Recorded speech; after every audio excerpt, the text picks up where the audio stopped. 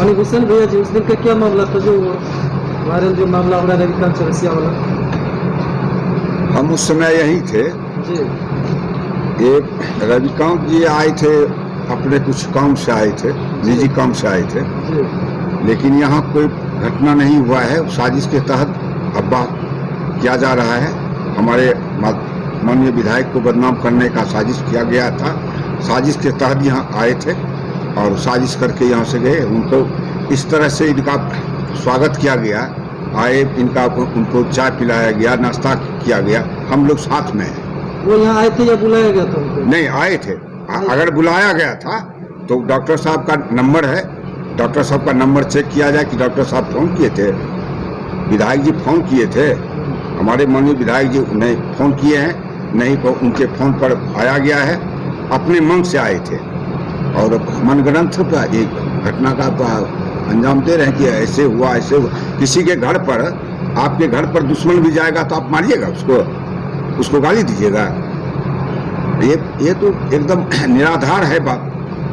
जबकि पर्वता थाना में जो FIR दर्ज है उसमें दिखाया गया कि 1700 रुपया भी आप लोगों ने मारपीट को छीना जी पर्वता थाना में जो FIR दर्ज किए हैं, हाँ, उसमें दिखाया गया है कि मारपीट के 1700 रुपया जेब से छीना गया, 17,000 एकदम निराधार है। इसमें कोई बात में दम ही नहीं है। बताया गया एकदम निराधार है, इसमें कोई दम नहीं है बात में। एकदम जानबूझ के इस साजिश के तहत आए थे कि विधायक जी को बदनाम करना है और कहीं से उनको मैंने ये टार्गेट बना के आए थे कि इस तरह से करके विधायक जी को बदनाम करेंगे। अखिलेश जी, आपके आपसे सवाल है कि ये जो बराबर आपके आवास पे आते थे, विधायक जी के आवास पे, वो यहाँ पे निस्वार्थ सेवा की पत्रकारिता के लिए आते थे या फिर बिजनेस के लिए आते थे? कब आते थे और किस कारण से आते थे हमें पता नहीं, लेकिन जिस दिन का वो घटना दर्शा रहे हैं, घटना हम इसको घटना नहीं कह सकते हैं, क्योंकि यहाँ किसी प्रकार की कोई वैसी बात ही नहीं हुई है जिसको हम घटना कह सकते हैं। मैं भी यहाँ मौजूद था उस दिन और हमने देखा कि पत्रकार रविकांत चौरसिया जी यहाँ आए, विधायक जी को कह रहे हैं कि मैं विधायक जी हमको बुलाए। विधायक जी का कॉल डिटेल्स को निकालें, फिर बताएं कि विधायक जी उनको बुलाए थे। यहाँ किसी प्रकार की घटना नहीं घटी है। रविकांत चौरसिया जी जो माननीय विधायक पर्वता के विरोधी हैं, उनके कहने पर एक साजिश के तहत इनका चरित्र हनन करने के लिए वो यहाँ आए थे और यहाँ से चाय नाश्ता मिठाई खाकर चले और यहाँ से निकलते ही वो विरोध में लाइव आ गए। हम आप सबसे पूछना चाहते हैं कि जो हाथ विकास के लिए उठता है वो हाथ लड़ाई के लिए नहीं उठ सकता है।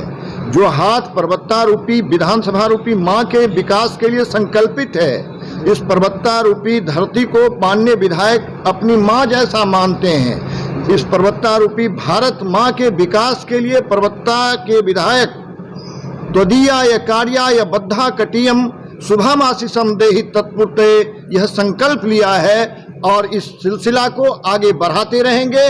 विरोधियों को जितना अनाप शनाप बकना है वो बकते रहेंगे। हम आपके माध्यम से फिर कह देना चाहते हैं कि जिस उल्लास और उमंग के साथ पर्वता विधायक पर्वता के कन कन का, पर्वता के जन जन का और पर्वता के हर गांव का जात पात से मुक्त होकर विकास कर रहे हैं, एक नकली पत्रकार के कहने पर जातिवादी और उन्मादी पर्वता विधायक नहीं हो सकते हैं। ये पर्वता की जनता जानती है, पर्वता के सभी जाति की जनता जानती है।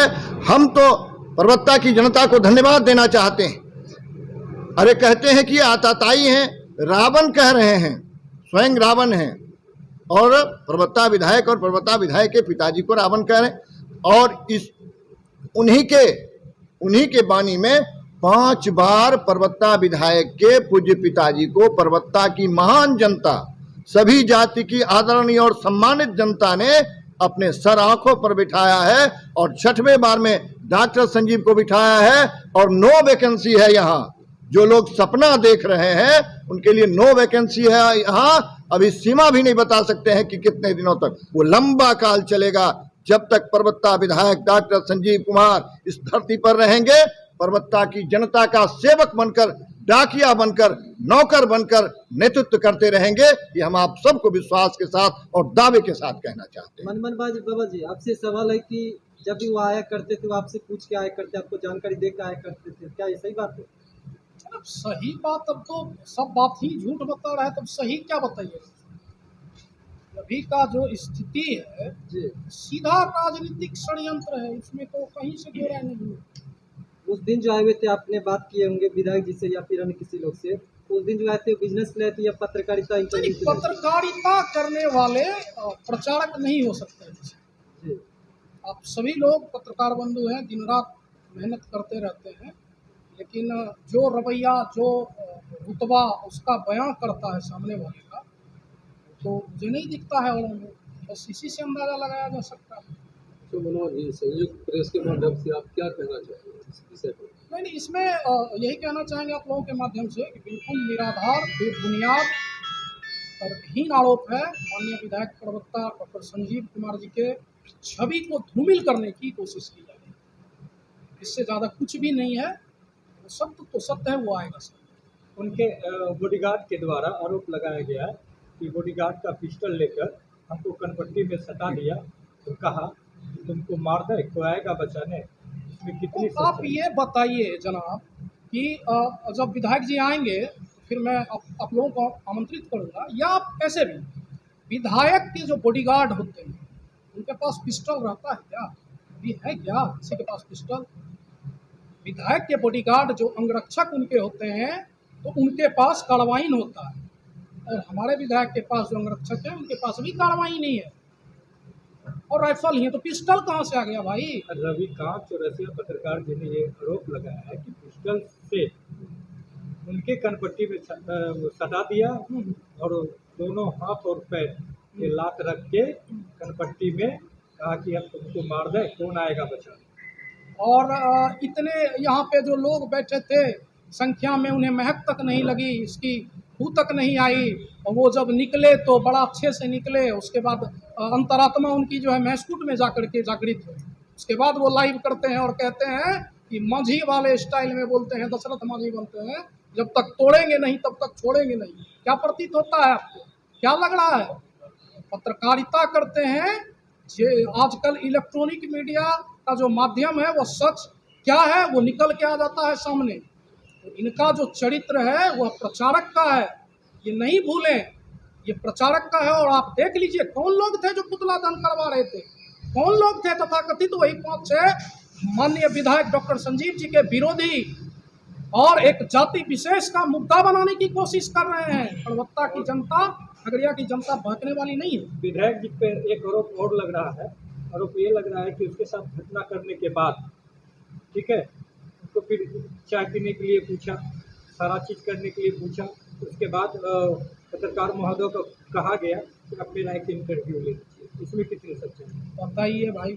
पहले तो वही कहते हैं कि इंटरव्यू देने नहीं हमको बुलाए थे, फिर कहते हैं मार के हमको मारा, फिर कहते हैं कि मार के बोल रहे इंटरव्यू लेने। अरे भाई, आप लोग इतने लोग हैं और पत्रकार हैं, कोई आज तक ऐसा ब्लेम क्यों नहीं कर सका? आज की तो बात नहीं है, इतने पत्रकार हैं, आप लोग इतने बंधु सब लोग लगातार आते हैं। कभी आप लोगों के साथ अभद्र व्यवहार माननीय विधायक ने किया है क्या? कभी आप लोगों के साथ कभी ऐसी कुछ हुई है? आप बता दीजिए। और संभव है कोई राहुल जी, आपसे सवाल है किस मामले को लेकर कहाँ तक सच्चाई है आपके जानकारी? नहीं, ये काल्पनिक है, स्क्रिप्टेड, पूरी कहानी स्क्रिप्टेड जी, अब इसी उनके एक एक दिन जो लाइव होते हैं और बोलते हैं तो उसके लाइव को देख के ही पता चलता है। रविकांत चौरसिया के लाइव को देख के ही पूरी तरह से काल्पनिक है, कपोलकल्पित है और स्क्रिप्टेड है। आप देखेंगे तो पता चल जाएगा। कभी कुछ बोलते हैं, कभी कुछ बोलते हैं, और लगता है ऐसा कि पत्रकारिता कम, नेतागिरी ज़्यादा स्वभाव है। क्योंकि कोई पत्रकार ऐसा थोड़ी बोलता है कि जब तक तोड़ेंगे नहीं तब तक छोड़ेंगे नहीं। राजीव शुक्ला वाला हमसे भी बात किए हैं, मेरे भी इंटरव्यू के बाबत में बात की है मेरे से, तो हम बोल दिए थे कि इंटरव्यू हम नहीं देते। जमीन पे कुछ काम अभी किए ही नहीं तो क्या इंटरव्यू देंगे? अभी तो नवनिर्वाचित मुखिया हैं, क्या इंटरव्यू देंगे? तो उनके बात से लगा था कि वो ज़्यादा कुछ पॉलिटिशियन ज़्यादा है, पत्रकार कम है। रविकांत चौरसिया आप खुद देख सकते हैं उनके वीडियो को देखेंगे तो पता चलेगा। आपको क्या लग रहा है सर कि रविकांत चौरसिया जो इतनी कहानी बनाई है उसमें कितनी सच्चाई हो सकती है? हो सकता है ना कि अपना राजनीति तलाशने के लिए भविष्य कल्पना शक्ति से निकला हुआ कहानी है, मनगढ़ंत कहानी बना सकते हैं। सुबोध शाह जी, ऐसा कहा जाता है कि जदयू जो है, जदयू परिवार की ओर से लगातार जातिवाद होती है। क्या अभी शायद महादलित या दलित परिवार से आते हैं, क्या ये बात सच लगती है क्या विधायक जी? सबसे पहले मैं आप तमाम मीडिया कर्मी का हार्दिक अभिनंदन करता हूं। और आपका प्रश्न है कि जदयू परिवार से क्या बोले आप? प्रवक्ता जदयू परिवार की ओर से बराबर निचले कास्ट के लोग जातिवाद ऐसी होती है, क्या ऐसा कहा जाता है? मैं आपको बताना चाहता हूं कि इस बार जो आपके विधायक जी, हमारे विधायक जी जीते, डॉक्टर संजीव कुमार, 78,000 वोट से जीते। और इसमें अपर कास्ट का वोट मात्र 20 से 25,000 होता है। बाकी 50 से 55,000 वोट दलित, महादलित, पिछड़ा, अति पिछड़ा का वोट होता है। और इसी वोट से विधायक जी जीतते हैं।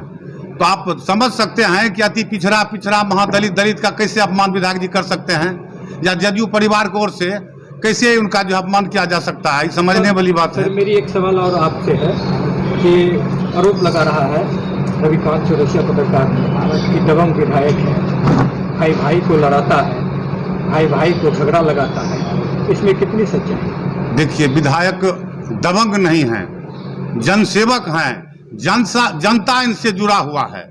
आप देखे होइएगा जब आवास पर विधायक जी आते हैं, प्रत्येक दिन कम से कम 1,500 लोग यहाँ आते हैं। क्यों आते हैं आप बताइए? आप लोग स्वयं इस प्रश्न को ढूंढिए, क्यों आते हैं?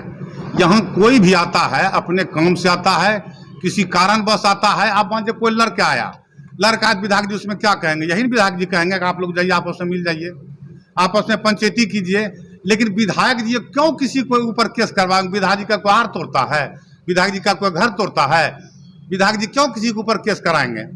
ये सब अफवाह है, लोगों को मुद्दा कुछ नहीं रहा बोलने का। एक आरोप और लगाया है कि जाति का भी राजनीति करते हैं। जी नहीं, अगर वो जात का राजनीति करते तो बाबू रामानंद प्रसाद सिंह 5-5 बार विधायक नहीं बनते, 6ठा बार जाकर के डॉक्टर साहब बने हैं विधायक। अगर वो जात के राजनीति करते तो जात में सिमट कर रह जाते। उनकी जात का जो संख्या है इस विधानसभा में आप देख रहे हैं, आपको मैंने पहले भी बताया कि 20 से 25,000 वोट मात्र फॉरवर्ड कास्ट का होता है, इससे ज्यादा नहीं होता है।